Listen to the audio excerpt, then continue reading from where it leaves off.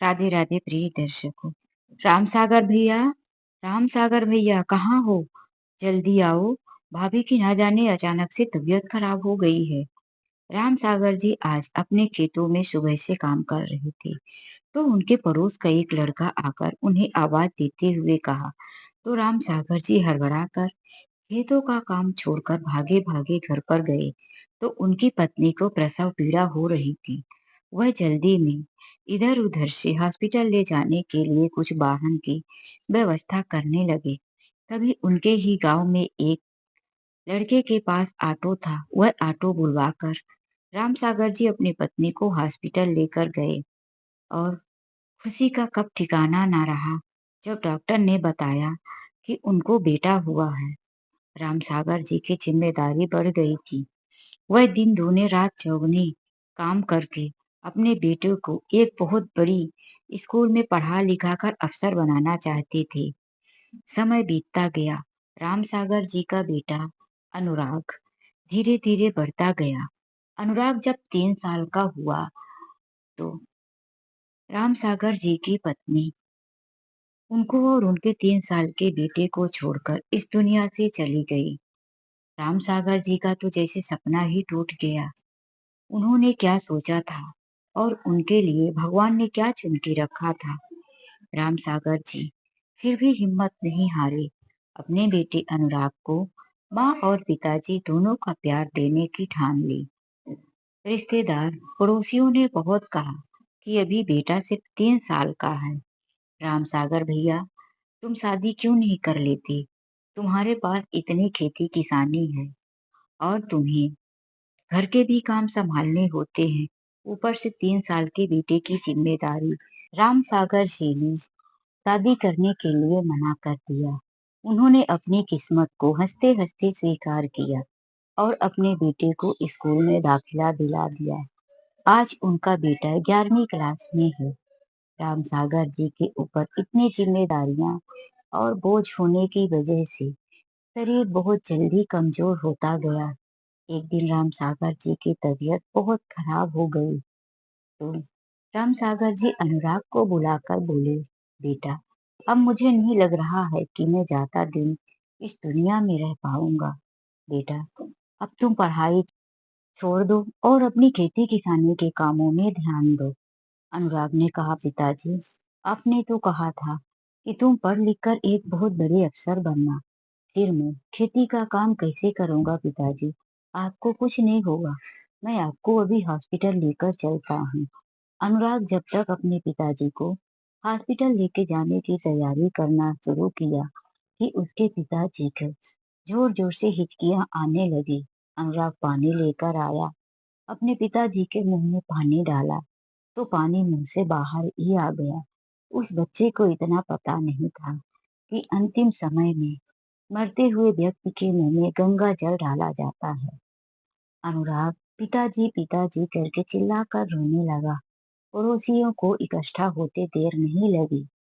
फिर सबने बताया, बेटा, अब तुम्हारे पिताजी इस दुनिया में नहीं रहे। अनुराग की तो मानो दुनिया ही लुट गई। बचपन में माँ छोड़कर चली गई और अब अपने पैरों पर खड़ा नहीं हुआ था कि पिताजी छोड़कर चले गए। उसे तो कुछ पता भी नहीं था। 17 साल का महज ही नाबालिग लड़का था। वह कैसे अपने पिताजी के क्रियाकर्म की तैयारी करता। लेकिन गांव वाले अच्छे इंसान ठहरे। उन लोगों ने सब मिलकर उस बच्चे को समझाया और पिताजी का अंतिम क्रियाकर्म करवा दिया।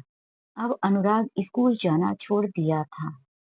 उस दिन स्कूल जब नहीं गया तो उसके स्कूल के एक मास्टर महावीर जी पता लगाने लगे कि मेरा सबसे प्रिय स्टूडेंट, जो आज तक सबसे अच्छा अनुशासन है, पढ़ाने लिखाने में अच्छा और स्कूल के हर कार्य को नियम से करने वाला, तो वह स्कूल क्यों नहीं आ रहा। वह खुद ही उसके घर आकर पूछने लगे। तो अनुराग ने कहा, मास्टर जी, मेरे पिताजी अब इस दुनिया में है नहीं। पढ़ाई लिखाई का खर्च मैं कहाँ से करूंगा। इसीलिए अब मैं खेतों में काम करता हूँ ताकि मैं अपना घर खर्च तो निकाल सकूं। तो महावीर जी ने कहा, बेटा, तुम पढ़ लिख कर बहुत कुछ कर सकते हो। अपने खेतों के काम के साथ-साथ तुम पढ़ाई पर भी ध्यान दो। मैं थोड़ा बहुत तुम्हारी पढ़ाई के खर्च के लिए मदद कर दूंगा। अब अपने मास्टर जी का सहयोग पाकर अनुराग स्कूल भी जाने लगा। धीरे-धीरे समय बीतता गया। अनुराग 12वीं क्लास में सबसे नंबर 1 पर आया था। टॉप करने के बाद एक दिन वह अपने गुरुजी के घर उन्हें शुक्रिया अदा करने गया था कि मास्टर जी, आज आपकी वजह से ही मैं 12वीं कक्षा में टॉप कर पाया हूँ, नहीं तो मैंने पढ़ाई ही छोड़ दिया था। वह उनके घर में बैठा हुआ टेलीविजन पर एक पिक्चर देख रहा था, जिसमें से यह दिखा रहा था एक गरीब लड़का मजदूरी करके और स्कूल भी जाता है और पढ़ लिख कर वह जिला कलेक्टर बनता है। फिर वह गरीबों की कैसे मदद करता है। यह बात देखकर अनुराग बहुत प्रभावित हुआ और उसने उसी समय मन में ठान लिया कि एक दिन मैं भी अपने जिला का कलेक्टर बनूंगा। वह वहां से चला आया। फिर कुछ दिन बीते ही थे कि वह अपने गुरुजी से इस बात का इजहार किया कि गुरुजी, मैं भी पढ़ लिख कर कलेक्टर बनना चाहता हूँ। तो गुरुजी ने उसे पूरा सपोर्ट दिया और कहा, बेटा, तो तू यूपीएससी की तैयारी कर। जो है, मैं तुम्हारी मदद करने के लिए तैयार हूँ। मुझे पूरा भरोसा है कि तुम इस परीक्षा में जरूर उत्तीर्ण होगे। अनुराग यूपीएससी के साथ साथ अपने घर और खेतों का काम भी करता रहा, तो उसे पढ़ाई के लिए समय नहीं मिल पाता था। इसीलिए एक दिन उसके परिवार वालों ने कहा, बेटा, अब तू शादी क्यों नहीं कर लेता? शादी के बाद तेरी पत्नी घर का काम करेगी, तो तू पढ़ाई और किसानी दो काम अच्छे से संभाल लेगा। तो अनुराग ने पहले बहुत मना किया, लेकिन जब बहुत लोग जबरदस्ती करने लगे, उसे समझाने लगे, तो अनुराग उनकी बातें मानकर तैयार हो गया। लेकिन जब वह लड़की देखने जाता, तो उससे एक ही सवाल किया जाता कि तुम कमाते क्या हो? अनाथ हो? फिर तुम मेरी बेटी को क्या खिलाओगे? इसीलिए उसका रिश्ता नहीं हो पाया। तो यह बात वह अपने मास्टर जी से बताया, तो महावीर जी ने कहा, बेटा, लोगों का कहना भी तो ठीक। कोई भी पिता अपनी बेटी को उसी के घर में ब्याहता है जिसके पास कोई ना कोई रोजगार हो, अमीर हो, भरा पूरा परिवार हो। बेटा, तुम्हारे माता पिता भी नहीं हैं और तुम कोई रोजगार भी नहीं कर रहे हो, तो तुम एक काम करो।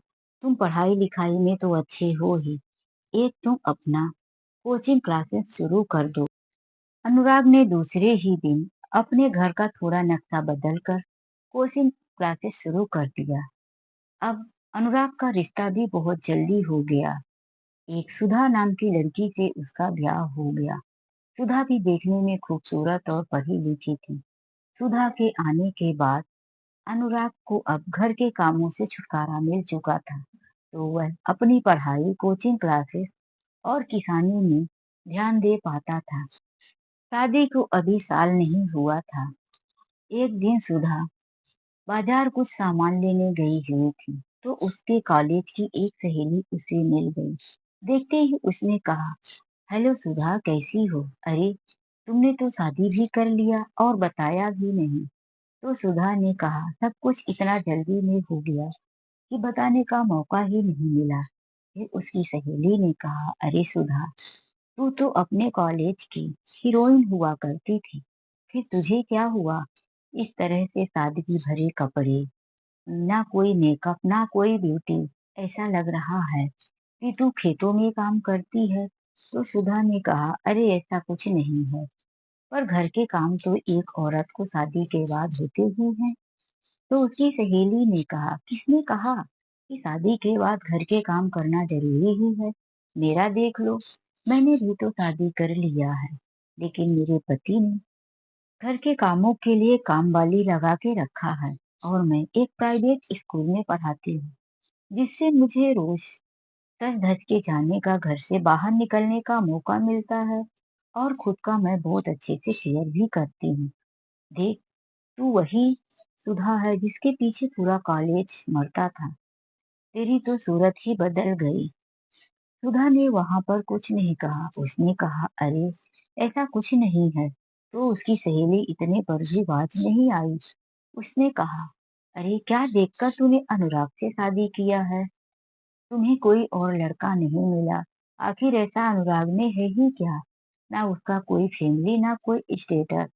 खेतों में काम करता है और एक छोटा मोटा कोचिंग क्लासेस चलाता है। फिर तेरे माता पिता ने क्या देखकर? तो सुधा ने कहा, छोड़ ना यार, और बता कैसी चल रही है तेरी? तो उसकी सहेली ने अपने ठाट दिखाते हुए कहा, देख ले, मेरी तो सब सामने ही दिख रही है। सुधा आज घर में बार बार अपनी सहेली के ही बातों को सोच रही थी और अंदर ही अंदर बहुत ज्यादा गिल्टी फील कर रही थी। फिर वह शाम को अनुराग से बोली, अनुराग, मैं भी जॉब करना चाहती हूँ। मैं पूरा दिन घर में रहकर बोर हो चुकी हूँ। तो अनुराग ने कहा, तुम कौन सा जॉब करना चाहती हो? तो सुधा ने कहा कि मैं पढ़ाना चाहती हूँ। अनुराग खुश हो गया। तो ठीक है न सुधा, हमारा खुद का कोचिंग क्लासेस है, तो उसी में तुम पढ़ाया करो। जो मैं दूसरे मास्टर रख के पैसे देता हूँ, वही पैसे घर के घर में ही रह जाएंगे। तुम भी तो पढ़ी लिखी हो। तो सुधा ने साफ मना कर दिया, वो तो घर के कामों के बराबर ही हुआ ना। मेरी सहेली एक स्कूल में पढ़ाती है, मैं उससे ही बात करके किसी और स्कूल में काम ढूंढवा लूंगी। अनुराग ने बहुत मना किया, लेकिन सुधा अपने पति की बात नहीं मानी। फिर उसने अपनी सहेली को फोन लगाकर पूछा, यार तू मुझे बता, किसी स्कूल में मेरे लिए जगह मिलेगी? मैं भी पढ़ाना चाहती हूँ। तो उसकी सहेली ने कहा, क्या बात करती है, मेरे स्कूल में ही एक अभी अभी टीचर छोड़कर गई है, पोस्ट खाली है। तू आना चाहती है तो मैं कल ही बात करती हूँ। तो सुधा खुश होते ही बोली, हाँ हाँ, तू कल ही सुबह अपने स्कूल के प्रिंसिपल से बात कर और मुझे जल्दी से जल्दी खबर दे। दूसरे ही दिन उसकी सहेली ने फोन लगाकर बताया कि यार सुधा, तेरी नौकरी पक्की हो गई, कल से तू ज्वाइन कर ले। अब तो सुधा नौकरी पर जाने लगी। लेकिन ये क्या, फिर भी उसकी सहेली ने ताना मारना नहीं छोड़ा। उसने कहा, तू अच्छे से रेडी होकर नहीं आती। तो सुधा ने कहा, यार तैयार होने का टाइम ही कहाँ मिलता है। सुबह सुबह उठ के घर का काम, अनुराग के लिए खाना बनाना, खुद के लिए टिफिन बनाना, फिर स्कूल के काम के लिए आना। तो उसकी सहेली ने कहा, यही तो फर्क है। मैं सुबह उठकर नहा धोकर तैयार होती हूँ और काम वाली सारा काम करती है, और तू पहले घर का काम करती है और फिर स्कूल के लिए रेडी होती है। तो कहाँ से तुझे टाइम मिलेगा? आखिर तुझे नौकरी करके भी क्या हासिल हुआ? तू तो करती घर का नौकरों वाला ही काम है। तो सुधा का फिर से मूड खराब ही था। वह घर जाकर बोलने लगी, अनुराग, हम क्यों ना एक काम वाली रख ले, क्योंकि अब तुम भी तो काम में बिजी रहते हो और मैं भी नौकरी करती हूँ। तो अनुराग ने कहा, देखो सुधा, प्राइवेट स्कूल में पढ़ाने से तुम्हें कोई ज्यादा आमदनी तो होने वाली नहीं है, और ना ही इतना मेरे कोचिंग क्लासेस से आता है। हमारा जो घर है खेती किसानी से ही चलता है, तो हम नौकरानी का खर्च कहाँ से उठा पाएंगे? तो सुधा गुस्से में आ गई और उसने कहा कि तुम सोचते हो कि मैं घर के काम नौकरों की तरह अकेले ही करते रहूं? तो अनुराग ने उसमें भी समझाया कि सुधा, सुबह हम दोनों ही उठकर जल्दी से दोनों साथ में मिलकर घर के काम कर लिया करेंगे। लेकिन सुधा को तो खुद कुछ करना नहीं था, उसे भी नौकरानी रखना था और फिर स्कूल में अपनी नौकरानी के किस्से बताना था कि मेरी नौकरानी ने ये किया, मैंने नौकरानी से ये करवाया। लेकिन जब अनुराग ने साफ साफ मना कर दिया कि हमारी नौकरानी रखने की हैसियत नहीं है, और वैसे भी हम दो ही हैं जो अपने अपने काम खुद से कर सकते हैं, तो सुधा अब अनुराग के साथ आए दिन झगड़ा करने लगी और एक दिन गुस्से में अपने मायके चली गई। अनुराग ने सोचा, गुस्सा ठंडा होगा तो सुधा वापस आ जाएगी, या कि फिर कुछ दिन रहने देता हूँ, मैं ही जाकर बाद में बुला लाऊंगा। लेकिन जैसे ही 20-25 दिन बीता, तो सुधा ने अनुराग को तलाक का पेपर भेज दिया। अनुराग की तो मानो धरती ही पैरों तले से सरक गई। वह पेपर लेकर तुरंत सुधा के घर पहुंचा और सुधा के पिताजी के सामने पेपर रखते ही कहा, पिताजी, यह क्या बचकाना हरकत है? मैंने ऐसा क्या जुर्म कर दिया कि जो आपकी बेटी मुझसे तलाक लेना चाहती है, ये अपनी गलतियां बताए और मेरी गलतियां भी आपके सामने लाकर रखे। इसकी मांग थी कि नौकरानी रखे। तो पिताजी, आपके घर में कौन सी नौकरानी है? क्या आपकी बेटी अपने घर के काम नहीं करती? क्या आपकी बहू आपका घर का काम नहीं करती? आपकी पत्नी काम नहीं करती? तो हमारे घर में तो हम दो ही हैं, फिर हमें नौकर रखने की क्या जरूरत? जब सुधा के पिताजी ने सुना कि मेरी बेटी ने इतना बड़ा गलत कदम उठाया है, अनुराग से तलाक लेना चाहती है, अनुराग इतना सुलझा हुआ लड़का और समझदार है, फिर सुधा में ही जरूर कमी है। तो सुधा के पिता ने अनुराग से माफी मांगते हुए कहा, बेटा ऐसा कुछ नहीं होगा, तुम अभी घर चले जाओ, मैं सुधा को समझा बुझाकर उसे उसके ससुराल भेज दूंगा। अनुराग वहां से वापस चला आया। लेकिन जब सुधा नहीं आई, अनुराग कई बार फोन करके सुधा को बुलाने की कोशिश की, लेकिन सुधा एक ही जिद पर अड़ी रही कि अब मैं तुम्हारे साथ नहीं रहना चाहती। तो फिर एक दिन अनुराग परेशान होकर अपने वही मास्टर जी महावीर जी के घर पहुंचा और उन्हें सारी समस्या बता दिया। तो महावीर जी ने कहा, बेटा इसका तो कोई उपाय नहीं है। जब वह तुम्हारी बात नहीं मानती तो कोई और उसे नहीं समझा सकता। इसीलिए तुम अपने फ्यूचर पर ध्यान दो। तुम ऐसा करो कि तुम अपनी यूपीएससी की पढ़ाई पढ़ने के लिए शहर चले जाओ। ये कोचिंग क्लासेस जो है मैं संभाल लूंगा, और इससे जो भी पैसा आएगा तो मैं तुम्हारे खेतों में किसानों और मजदूरों को दे दिया करूंगा, जिससे तुम्हारे खेती किसानी में भी कोई बाधा नहीं आएगी। अपने गुरुजी की बात मानकर अनुराग शहर पढ़ने चला गया। 3 साल कड़ी मेहनतों के बाद जब अनुराग कलेक्टर की पोस्ट पर सेलेक्ट हो गया, तो सबसे पहले अनुराग अपने गांव में आकर अपने वही मास्टर जी के चरणों में गिरकर उन्हें लाख लाख धन्यवाद दिया। आज वह उन्हीं की वजह से जो कुछ था तो बन पाया था। फिर वह मास्टर जी बताए कि बेटा, हमारे गांव में एक ही सरकारी हॉस्पिटल है जिसमें बहुत ज्यादा अत्याचार हो रहा है। हमारे ही रिश्तेदार के एक व्यक्ति वहां पर एडमिट था, जिसका सही समय से दवाइयां ना मिलने पर मौत हो गई है। और जब मैं उस हॉस्पिटल में गया और देखा तो वहाँ डॉक्टर सरकारी दवाओं को भी पैसे में दे रहे हैं, और मरीज वहाँ मरते तड़पते रोते रहते हैं और डॉक्टर उन पर कोई ध्यान नहीं देते। तो अनुराग ने कहा, इसके लिए क्या उपाय है, आप ही बताइए, क्या करना चाहिए? तो महावीर जी ने एक तरीका बताया कि बेटा, मैं मरीज बनकर हॉस्पिटल में एडमिट हो जाता हूँ और तुम एक गरीब मजदूर बन जाओ और मुझे देखने के लिए वहां पर आओ। तब तुम्हें हॉस्पिटल के अंदर हो रहे सारे मामले की जानकारी मिल जाएगी। तो फिर अनुराग ने ऐसा ही किया। उसने एक पुराना सा कुर्ता और ऐसे पुराना सा ही पैजामा पहन लिया। एक पुराने से तौलिए से अपने सिर पर पगड़ी बना लिया। हाथ में एक दूध का बोतल ले लिया। अपने कुर्ता और पैजामा में थोड़ी सी धूल मिट्टी लगा लिया ताकि वह गरीब मजदूर दिखाई दे।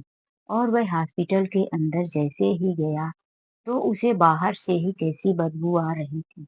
हॉस्पिटल परिसर इतना गंदा था, वार्ड भी गंदा था, ना तो कोई अच्छा सफाई कर्मी और ना ही पेशेंटों की कोई देख रेख। क्योंकि जब पेशेंट ठीक ही नहीं होते थे तो उन्हें छुट्टी कहाँ से मिले। एक बेड में दो दो तीन तीन पेशेंट पड़े हुए थे। यहाँ तक कि खुद कुछ लोग पेशेंट अपनी चादर डाल डालकर हॉस्पिटल में नीचे फर्श पर पड़े हुए थे। यह हालत देखकर अनुराग की आंखों में आंसू आ गए। सब रोते कराते हुए पड़े थे। अनुराग आगे बढ़कर एक बूढ़े से व्यक्ति की दवाइयों की थैली जो उसके बेड पर रखी थी उठा कर देखा तो उसकी दवाइयां एक्सपायरी लग रही थी। अनुराग तो आश्चर्य में रह गया कि क्या इस हॉस्पिटल में एक्सपायरी दवाइयां भी यूज होती हैं। फिर जब अनुराग आगे बढ़ा तो उसने देखा कि जमीन पर एक औरत पड़ी हुई कराह रही थी। अनुराग उसे ऐसे ही ओझल देखकर आगे बढ़ा। फिर वह ठिठक गया और पीछे मुड़कर देखा तो वह कोई और नहीं, सुधा थी। उसके कदम वहीं पर रुक गए। वह सुधा के पास जाकर पूछा, सुधा, तुम यहाँ, क्या हुआ है तुम्हें? उसने उसकी दवाइयों को उठाकर देखा कि आखिर ये किस बीमारी की दवा ले रही है। तो उसमें से कुछ एंटीबायोटिक थे और उसकी कुछ दवाइयां एक्सपायरी थी। यह देखकर अनुराग गुस्से से भड़क उठा। उसने चिल्लाते हुए कहा, कौन डॉक्टर है इस वार्ड में? जल्दी से बुलाओ, नहीं तो मैं अभी सस्पेंड कर दूंगा। उसकी ऊंची आवाज सुनकर पास वाले ऑफिस में बैठे हुए डॉक्टर और नर्स, जो आराम से चाय नाश्ते का लुत्फ उठा रहे थे, बाहर आ गए और अनुराग को इस तरह से फटे हाल में देख चिल्लाता हुआ हाथ में दूध का बोतल लिए उसके पास आकर बोले, अरे तू यहाँ शोर क्यों मचा रहा है गवार? तुझे शोर मचाने के लिए हॉस्पिटल ही मिला है। अभी यहाँ से निकल जा, वरना तेरे हाथ पैर ऐसे तोड़ूंगा कि किसी हॉस्पिटल में दवा करवाने के लायक भी नहीं रहेगा। वह जोर से बुलाए, वॉचमैन, इसे अंदर किसने आने दिया? यह कोई मावाली लगता है। तो अनुराग ने कहा, इतना बोलने की हिम्मत कैसे हुई? फिर देखते ही देखते वहां पर और भी डॉक्टर और नर्स, सारे स्टाफ इकट्ठा हो गए। बहुत जोर जोर से आवाजें होने लगी। किसी डॉक्टर ने अनुराग का कॉलर पकड़ने की कोशिश किया तो अनुराग ने टाइट से उस डॉक्टर का हाथ पकड़कर झटक दिया। तभी वहां पर महावीर सर जी भी आ गए। उन्होंने कहा, खबरदार, अगर किसी ने कलेक्टर साहब को हाथ भी लगाया तो वहां पर खड़े सब लोग सन्नाटे में हो गए। कलेक्टर साहब, यह मजदूर कलेक्टर साहब, एक ने कहा। तो फिर अनुराग ने अपनी आईडी निकालकर ऐसे लहराते हुए दिखाया, हाँ, ये देख लो मेरी आईडी। महावीर जी ने कहा, यह है अपने जिला के कलेक्टर अनुराग सर। यह यहाँ पर भेष बदल कर इस हॉस्पिटल का मुआयना करने आए थे। फिर सभी डॉक्टर और नर्स जो वहां पर थे, माफ कीजिए सर, सॉरी सर, हमने आपको पहचाना नहीं, इसीलिए हम आपके साथ ऐसी बातें कर बैठे। तो अनुराग ने कहा, नहीं, अब आप लोग पहचानेंगे क्यों? आप लोगों को जान पहचान करने की कोई जरूरत नहीं है। आपने जो जो किया है वह हम सब देख चुके हैं। फिर जिला कलेक्टर अनुराग अपना मोबाइल लेकर पुलिस स्टेशन में फोन कर दिए और वहां से पुलिस वालों को बुलाकर उनको सबको पूछताछ के लिए हिरासत में ले लिए और वहां पर जो नकली और एक्सपायरी दवाइयां दी जा रही थी वह सब उठवा लिए। इसके बाद अनुराग सर जब देखे कि अभी भी सुधा तड़पती हुई पड़ी है तो वह सुधा को तुरंत उठवाकर वहीं के एक सरकारी हॉस्पिटल में ले गए और वहां पर जो बाकी के मरीज बीमारी से परेशान थे तो उनके लिए अच्छी दवाइयों और अच्छी व्यवस्था का इंतजाम किया गया। हॉस्पिटल परिसर को साफ सुथरा करवाया गया। सभी वार्ड की सफाई करवाई गई। अनुराग सर हॉस्पिटल में और भी बेड की व्यवस्था करवाई। सारे वहां के गंदे मैले कपड़े सब कुछ एकदम से अच्छा करवा दिया, जिसकी वजह से वह हॉस्पिटल अब अपने एरिया में एक नंबर का माना जाना हो गया। दूर दूर से पेशेंट उस हॉस्पिटल में आने लगे थे। अनुराग सर ने उस हॉस्पिटल में अच्छे से अच्छे डॉक्टरों की व्यवस्था करवा दी और जो डॉक्टर घपला करते थे उनके लिए इंक्वायरी बैठा दी।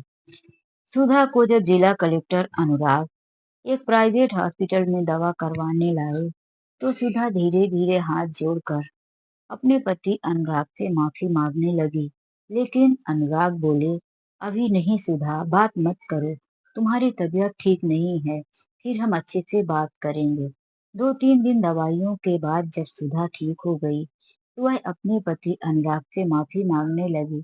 अनुराग, मुझे पता है आप जिला कलेक्टर हो और आप यहाँ के लोगों के लिए बहुत अच्छे और प्रिय हो। आप गरीबों को बहुत अच्छे से सुनते हो, सबकी मदद करते हो, लेकिन शायद मैं ही आपके माफी के लायक नहीं हूँ। तो कलेक्टर साहब बोले, सुधा, मैं कल भी तुम्हारा पति था और आज भी। मैंने तुमसे कभी नाराजगी जाहिर ही नहीं की। गुस्से में तुम घर छोड़कर चली गई, लेकिन मेरे दिल से नहीं गई। तुम ये बताओ, तुम इतना ज्यादा बीमार कैसे हो गई? और तुम्हारे साथ तुम्हारे परिवार वाले कोई नहीं है। तुम्हारे पिताजी कहाँ हैं? सुधा ने बताया कि जब मैंने तलाक देने के लिए आपको तलाकनामा पेपर भेजा था, तो वह बात मेरे पिताजी को नहीं मालूम थी। मालूम होते ही और आपके आने के बाद मेरे पिताजी ने मुझे बहुत समझाया, तो मैं नहीं मानी और मैं स्कूल में नौकरी करते हुए आपसे तलाक लेने की जिद ठान बैठी थी। फिर मेरे पिताजी इसी दुख में बीमार हो गए और इसी हॉस्पिटल में मैं उन्हें लेकर एडमिट करने लाई थी, लेकिन सही दवाइयां ना मिलने की वजह से मेरे पिताजी इस दुनिया से चले गए। मैं स्कूल में पढ़ाती रही, लेकिन अपने भाई और भाभीियों की नजर में खटकने लगी। वह मुझे आए दिन ताना देते रहे। फिर मेरी स्कूल में नौकरी भी छूट गई। वह स्कूल बंद हो गई। अब मुझे कहीं दूसरी जगह नौकरी भी नहीं मिल रही थी। मैं अपने भैया और भाभी के ऊपर बोझ बन गई थी। मेरे खुद के खर्च के लिए भी मेरे पास पैसे नहीं थे। मैं बीमार हो गई। मेरी दवाइयों के ध्यान ना मेरे भैया को आया और ना मेरे भाभी को। फिर एक दिन मेरी पड़ोसी की जो मेरी एक चाची है, वह लाकर मुझे इसी हॉस्पिटल में एडमिट कर दी। मैं इसी हॉस्पिटल में आज 4-5 दिन से पड़ी हूँ।